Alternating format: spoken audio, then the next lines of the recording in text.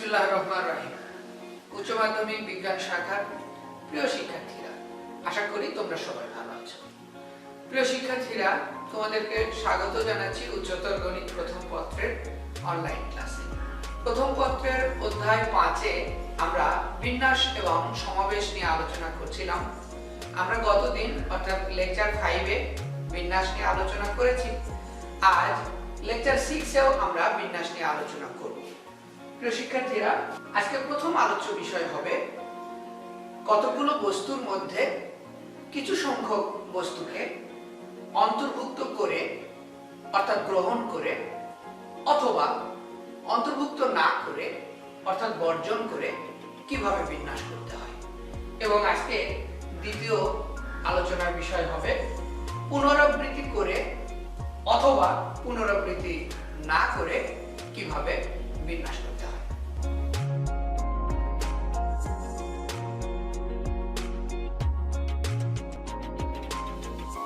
প্রিয় শিক্ষার্থীরা, নাম্বার 1 অন্তর্ভুক্ত করে বিন্যাস।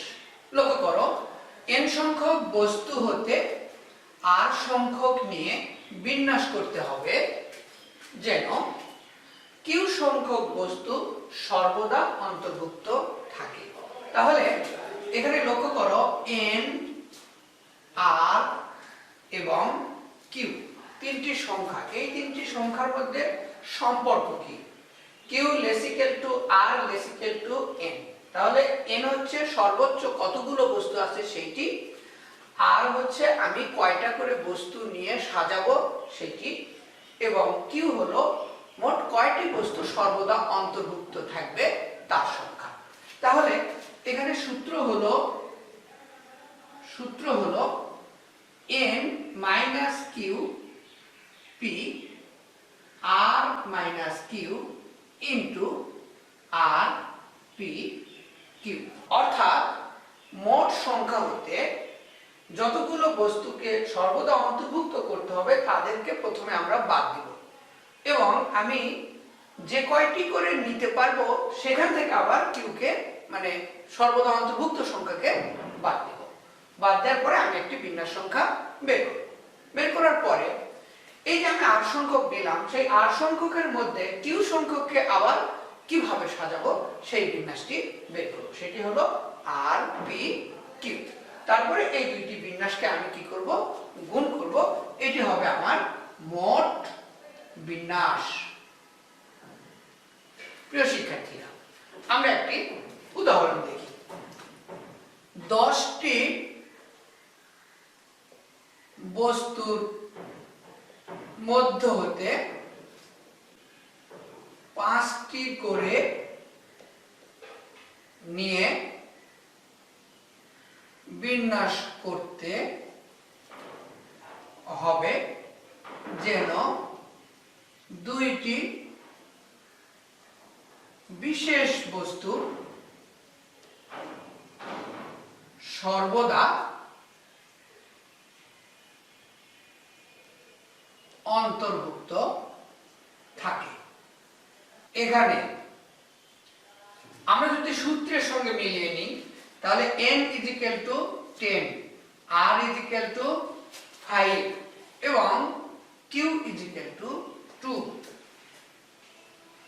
অতএব মোট বিন্যাস সংখ্যা হবে 10 minus 2p 5 minus 2 into 5p2। লক্ষ্য করো n minus q, তাহলে n হচ্ছে আমার 10 আর q হচ্ছে 2, তাহলে 10 minus 2 p r minus q। লক্ষ্য করো r হচ্ছে আমার কাছে কত? 5 আর q এর মান কত? 2, তাহলে 5 minus 2 into p r p into r p q। তাহলে দেখো r এর মান কত? 5 আর q এর মান হচ্ছে 2, তাহলে 5p2।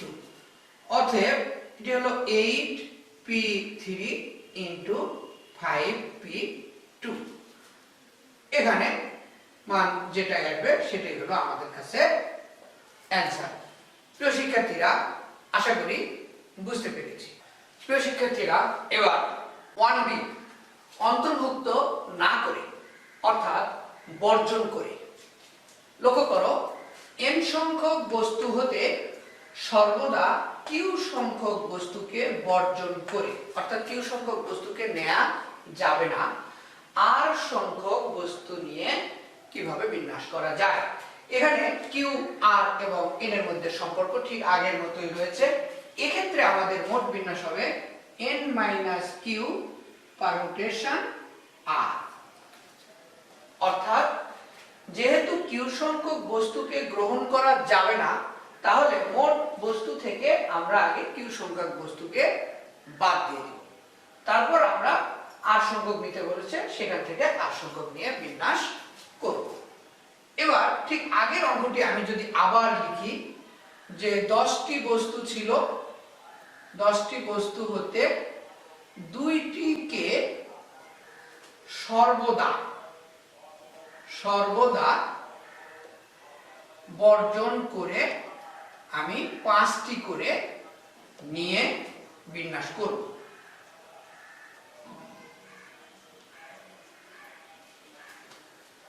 এখন এখানে কিন্তু n = 10, r = 5 এবং q = 2। অতএব এক্ষেত্রে আমার মোট বিন্যাস হবে 10 - 2p5, অর্থাৎ 8p5। প্রিয় শিক্ষার্থীরা, এটি হলো আমাদের অ্যান্সার। প্রিয় শিক্ষার্থীরা, আশা করি n সংখ্যক বস্তু হতে r সংখ্যক বস্তুকে নিয়ে বিন্যাস করব। কখনো আমরা q সংখ্যক বস্তুকে সর্বদা অন্তর্ভুক্ত করব, অথবা কখনো q সংখ্যক বস্তুকে সর্বদা বর্জন করব। সেক্ষেত্রে আমাদের বিন্যাস সংখ্যা কিভাবে নির্ণয় করতে হবে আমরা এই দুটি উদাহরণের সাহায্যে আশা করি বুঝতে পেরেছি। প্রিয় শিক্ষার্থীরা, এবার আজকে দ্বিতীয় আলোচ্য সূচি পুনরাবৃত্তি সংক্রান্ত বিন্যাস।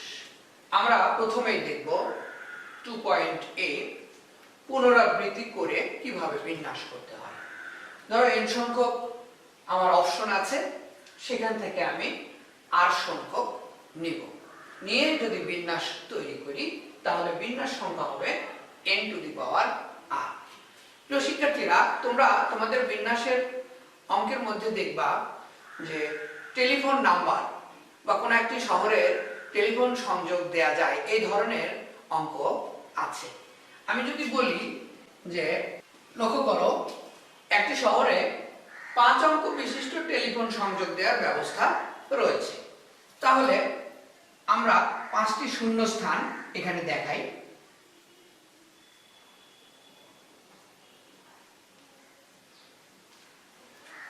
লক্ষ্য করো, এখানে যে কোনো একটি অঙ্ক, অর্থাৎ 0 থেকে শুরু করে 9 পর্যন্ত, অর্থাৎ এখানে মোট কতগুলো ডিজিট আছে? 10টি ডিজিট আছে। 0, 1, 2 এভাবে 9 পর্যন্ত মোট 10টি ডিজিট রয়েছে। তাহলে আমি এই প্রথম ঘরে এই 10টি ডিজিটে যে কোনো একটি লিখতে পারব। তাহলে আমি ইচ্ছে করলে এখানে 5 লিখতে পারি, আবার ইচ্ছে করলে এখানে আমি কিন্তু 8 লিখতে পারি। এইভাবে আমি 10টি ডিজিটের যে কোনো একটি ডিজিট কিন্তু এই প্রথম শূন্য স্থানে লিখতে পারি, অর্থাৎ আমি এই প্রথম শূন্য স্থানটি 10 প্রকারে পূরণ করতে পারি। আবার এই দ্বিতীয় শূন্য স্থানটিও কিন্তু আমি 10 প্রকারে পূরণ করতে পারি। এখানে পুনরাবৃত্তি করে কথাটা কেন বলবো? মনে করো যে আমি এখানে লিখেছি 6, আমি এখানেও তো লিখতে পারি 6, তার মানে কি এখানেও 6 এখানেও 6, তার মানে তো 6 দুইবার ব্যবহার করা হলো। এজন্যই এখানে বলা হচ্ছে যে পুনরাবৃত্তি করে। অনুরূপভাবে তাহলে দেখো তো, দ্বিতীয় এই শূন্য স্থানটিও কিন্তু আমি 10 প্রকারে পূরণ করতে পারি, আবার তৃতীয় শূন্য স্থানটিও আমি 10 প্রকারে পূরণ করতে পারি, চতুর্থ শূন্য স্থান তাই, পঞ্চম শূন্য স্থানটিও একই ভাবে পূরণ করা যাবে। তাহলে আমি যদি বলি যে ওই শহরে কতগুলো টেলিফোন সংযোগ দেওয়া সম্ভব হবে, এর উত্তর হবে 10 গুণন 10 গুণন 10 গুণন 10 গুণন 10। তাহলে কয়টি 10কে আমি গুণ করেছি? 5টি। আমি যদি সংক্ষেপে লিখি তাহলে 10 টু দি পাওয়ার 5, অর্থাৎ 10 টু দি পাওয়ার 5 বলতে আমি বুঝি এখানে 1, এরপরে 1 2 3 4 5টি শূন্য, 1 2 3 4, অর্থাৎ আমি উক্ত শহরে 1 লক্ষ টেলিফোন সংযোগ দিতে পারবো। এবার আসি আমাদের সূত্রের সাথে এই অঙ্কের মিল কোথায়। লক্ষ্য করো, আমার প্রত্যেকটা ঘরে মোট কতগুলো অপশন ছিল? 10। সেই জন্য আমরা বলেছি যে n সংখ্যক অপশন তোমার কাছে আছে, তাহলে আমার 10টি অপশন আছে। তার ভিতর থেকে আমি কয়টি ডিজিটকে ব্যবহার করছি? 5টি। তাহলে দেখো এই অঙ্কের জন্য আমি বলবো n = 10 আর r = 5। সেই জন্যই আমাদের এখানে উত্তর হয়েছে 10 টু দি পাওয়ার 5, অর্থাৎ 1 লক্ষ। এটি হলো আমাদের অ্যানসার। প্রিয় শিক্ষার্থীরা, তোমরা দেখবে এই ধরনের অঙ্কে আবার অতিরিক্ত কিছু শর্ত দেয়া থাকে। যেমন ধরো আমি যদি এইভাবে বলি যে একটি শহরে 5 অঙ্ক বিশিষ্ট টেলিফোন সংযোগ দেওয়ার ব্যবস্থা রয়েছে, যার প্রথম ঘরটি অর্থাৎ সর্ববামের ঘরটি 6 দিয়ে শুরু। তাহলে লক্ষ্য করো, আমি কিন্তু প্রথম ঘরে 6 ছাড়া অন্য কিছু লিখতে পারবো না। সেক্ষেত্রে আমি কতগুলি সংযোগ দিতে পারবো? তাহলে আমরা এই ধরনের একটি সূত্র কিন্তু বিন্যাসের আগের একটি লেকচারে আলোচনা করেছিলাম, যে কোনো নির্দিষ্ট অবস্থানে কোনো বিশেষ বস্তুকে স্থির রেখে ফিক্সড করে দিয়ে কিভাবে বিন্যাস করতে হয়। আমরা বলেছিলাম যে টোটাল থেকে সেই সংখ্যাটি বাদ দিয়ে দিতে হবে। তাহলে আমার মোট এখানে ডিজিট আছে 5টি, তাহলে একটি ডিজিটের ঘরে আমি কিন্তু 6 ছাড়া অন্য কিছু ব্যবহার করতে পারবো না। সেক্ষেত্রে এই ঘর বাদ। তাহলে আমার অবশিষ্ট থাকলো কয়টি? 4টি। তাহলে এখানে 10 প্রকারে 10 প্রকারে 10 প্রকারে 10 প্রকারে। তার মানে আমার 5 ডিজিটের টেলিফোন নাম্বার হওয়া সত্ত্বেও আমি কিন্তু আসলে 4টা ডিজিটের সংখ্যা বদল করতে পারবো। আর এই প্রথম ডিজিটে আমি 6 ছাড়া অন্য কিছু লিখতে পারবো না, সে কারণে এটি আমাদের হিসাব থেকে বাদ যাবে। অর্থাৎ এক্ষেত্রে কিন্তু আমার হবে 10 টু দি পাওয়ার 4। এটি হলো আমার বিন্যাস সংখ্যা। প্রিয় শিক্ষার্থীরা, আশা করি বুঝতে পেরেছি। আবার এ ধরনের সমস্যাও কিন্তু থাকতে পারে। লক্ষ্য করো, আমি 2 ধরনের সমস্যার কথা আলোচনা করেছি। নাম্বার 3 বলা হলো যে এই প্রথম ঘরে শূন্য লেখা যাবে না। তার মানে কি? প্রথম ঘর আমি পূরণ করতে পারবো 9 প্রকারে। আর অন্যান্য ঘরের ক্ষেত্রে বলা থাকলো যে 10টা ডিজিটের যে কোনো ডিজিট বসানো যাবে। তাহলে এটি 10 প্রকারে, এটি 10 প্রকারে, এটি 10 প্রকারে এবং এটিও 10 প্রকারে। সেক্ষেত্রে আমার বিন্যাস সংখ্যা কত হবে? আমার বিন্যাস সংখ্যা হবে 9 × 10 টু দি পাওয়ার 4। এইটা হবে সেই ক্ষেত্রে আমার অ্যানসার। প্রিয় শিক্ষার্থীরা, আশা করি পুনরাবৃত্তি সংক্রান্ত বিন্যাস নিয়ে তোমাদের আর কোনো প্রশ্ন থাকবে না। তোমাদের বইতে তোমরা এই জাতীয় যে অঙ্কগুলো পাবে, আশা করি তোমরা সেগুলো করতে পারবে। প্রিয় শিক্ষার্থীরা, এবার নাম্বার 2B, পুনরাবৃত্তি না করে বিন্যাস। তোমাদের বইতে দেখবা যে এই ধরনের প্রশ্ন আছে 6 2 5 3 0। এই অঙ্কগুলিকে প্রত্যেকবার একবার করে ব্যবহার করে, অর্থাৎ একবারের বেশি তুমি ব্যবহার করতে পারবে না, অর্থাৎ পুনরাবৃত্তি করা যাবে না। প্রত্যেক সংখ্যায় একবার করে একটা ডিজিটকে ব্যবহার করতে হবে, সেটাই আসলে পুনরাবৃত্তি না করে। এখন যদি বলা হয় যে এই অঙ্কগুলিকে প্রত্যেক সংখ্যায় একবার করে ব্যবহার করে 5 অঙ্ক বিশিষ্ট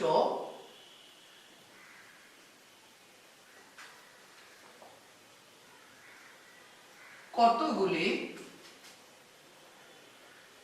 অর্থপূর্ণ বেজোড় সংখ্যা গঠন করা যাবে? এটা হলো আমাদের প্রশ্ন। লক্ষ্য করো, কোন একটি সংখ্যা যদি বেজোড় হতে হয় তাহলে ওই সংখ্যার সর্বডাইনে অর্থাৎ এককের ঘরে কিন্তু বেজোড় সংখ্যা থাকতে হবে। তাহলে এই প্রশ্নের উত্তরে আমরা বলবো যে বেজোড় সংখ্যা হতে হলে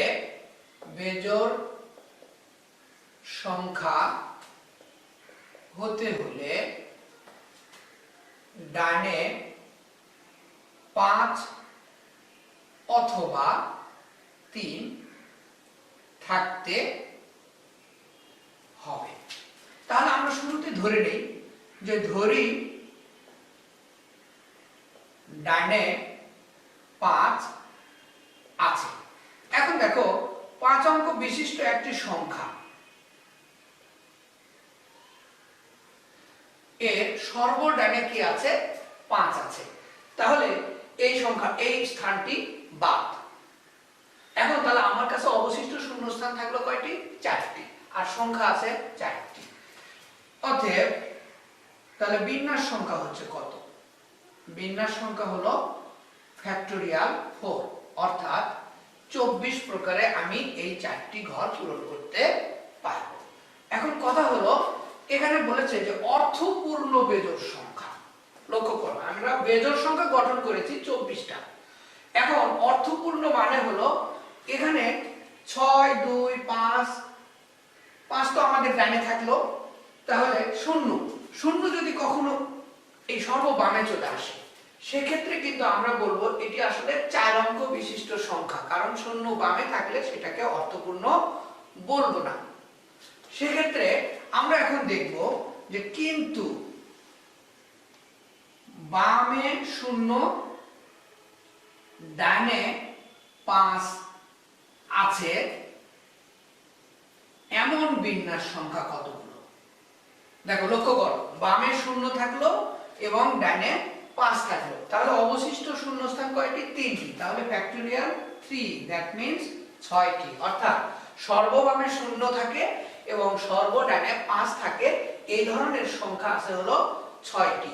এই 24টার মধ্যে কিন্তু 6টা সংখ্যা আছে এই জাতীয়। তাহলে এই 6টা সংখ্যা কিন্তু আমার 5 অঙ্ক বিশিষ্ট বেজোড় সংখ্যা নয়। তাহলে অর্থপূর্ণ বেজোড় সংখ্যা যেটা 5 অঙ্ক বিশিষ্ট তার মোট সংখ্যা হবে 24 বিয়োগ 6 18। লক্ষ্য করো যখন ডান দিকে 5 থাকবে তখন মোট 24টা সংখ্যা পাওয়া গেলেও 6টি সংখ্যা পাওয়া যাবে যেখানে আবার বামে 0 থাকবে। তাহলে এই 24 থেকে 6 বাদ দিলে আমার 18টি অর্থপূর্ণ 5 অঙ্ক বিশিষ্ট বেজোড় সংখ্যা আমি পাবো। তাহলে আমি যদি ডানে 5 রেখে 18টি সংখ্যা পাই, তাহলে ডানে যখন আমি 3 রাখবো তখনও কিন্তু আমি 18টি সংখ্যা পাবো। তাহলে প্রথমে আমরা লিখে দিব যে অনুরূপভাবে, হ্যাঁ, অনুরূপভাবে আমরা যখন 3কে সর্বডানে রাখবো তখনও কিন্তু আমার 18টি সংখ্যা পাওয়া যাবে। অতএব সর্বমোট বেজোড় সংখ্যা হবে, সর্বমোট অর্থপূর্ণ, হ্যাঁ, অর্থপূর্ণ বেজোড় সংখ্যা হবে 18 যোগ 18 36টি। এটি হলো আমাদের অ্যান্সার। প্রিয় শিক্ষার্থীরা, আশা করি আমরা বুঝতে পেরেছি। এখন এই একই অঙ্ক লক্ষ্য করো, আমি বলেছি 5 অঙ্ক বিশিষ্ট কতগুলি অর্থপূর্ণ বেজোড় সংখ্যা গঠন করা যাবে। আমরা তার উত্তর এখানে পেলাম 36টি। কিন্তু পরীক্ষায় আসলো 5 অঙ্ক বিশিষ্ট কতগুলি জোড় সংখ্যা গঠন করা যাবে। সেক্ষেত্রে আমরা অঙ্কটা কিভাবে করব? লক্ষ্য করো, আমরা আগে যে রেজাল্টগুলো বের করেছি সেগুলোকে ব্যবহার করি। ধরো আমার জোড় সংখ্যা হতে হবে, তাহলে জোড় সংখ্যা এখানে আমার সর্বডানে কত থাকতে হবে? 6 থাকতে হবে, অথবা 2 থাকতে হবে, অথবা 0 থাকতে হবে, কারণ 0 থাকলেও কিন্তু 2 দ্বারা বিভাজ্য। সেক্ষেত্রে আমি জোড় সংখ্যা বলবো। তাহলে আমি ধরে নিই যে আমার ডানে যখন 6 থাকে তখন 24 বিয়োগ 6 অর্থাৎ 18টি সংখ্যা আমি পাই, এই 18টি জোড় সংখ্যা পাই।